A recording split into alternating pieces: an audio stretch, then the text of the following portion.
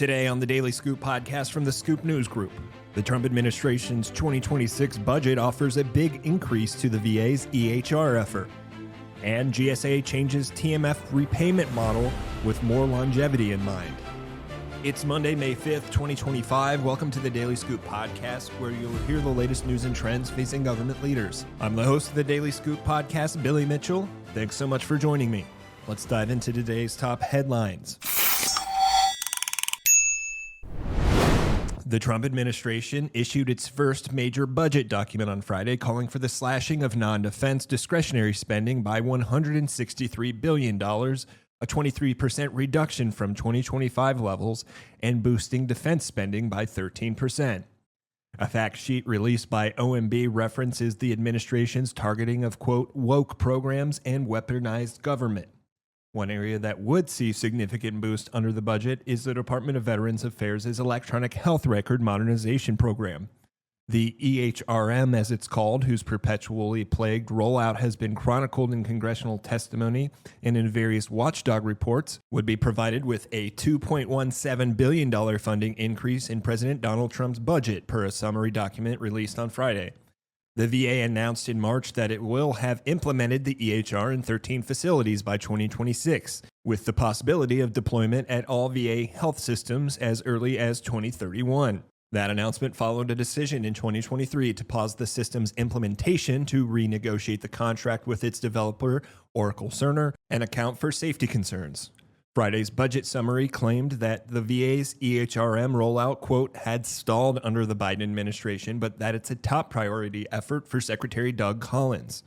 The VA, during the first Trump administration in 2018, awarded the contract for the EHR overhaul as a 10-year, $10 billion project, but the estimated costs for the implementation have since skyrocketed. However, it's not all boosts for VA's broader information technology portfolio.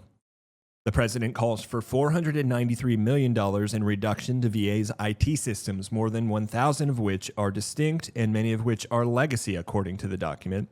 The IT cuts comport with the Trump administration's enlisting of Elon Musk's so-called Department of Government Efficiency to work with agency heads to improve the quality and efficiency of government software and IT systems, the document states. Along with that, a pause on the procurement of new IT systems will go into effect until DOJ can conduct a full review, per the summary, with an eye on spending cuts via duplicative legacy tech. In other news, the Technology Modernization Fund is shifting its funding model to prioritize the full repayment of new high-impact investments across the federal government. The General Services Administration announced the move on Friday in a press release that said the strategic change would provide a, quote, streamlined path to modernization for agencies by combining upfront capital with specialized advisory services.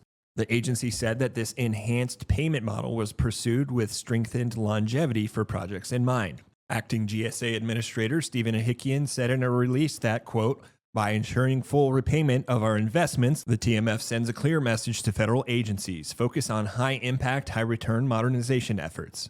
These investments not only replace outdated systems, but also streamline critical operations, ultimately improving services for government employees and delivering greater value to taxpayers. The revamped funding model will scrap finance and IT silos and instead incentivize agencies to collaborate on typical challenges, a move that GSA believes will help reduce duplicate spending and create shared solutions that benefit the entire federal enterprise. Greg Barbaccia, the federal CIO and TMF board chair, said, quote, this shift transforms a finite appropriation to an enduring fixture of our modernization strategy, creating lasting institutional capacity to address technology debt.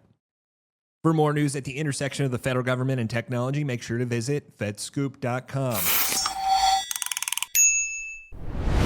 Thanks so much for tuning in to another episode of the Daily Scoop podcast, available on all podcast platforms. If you've already rated the podcast on your platform of choice, thanks so much. High ratings and good reviews of the show help more people to find it. The Daily Scoop podcast is a production of the Scoop News Group in Washington, D.C.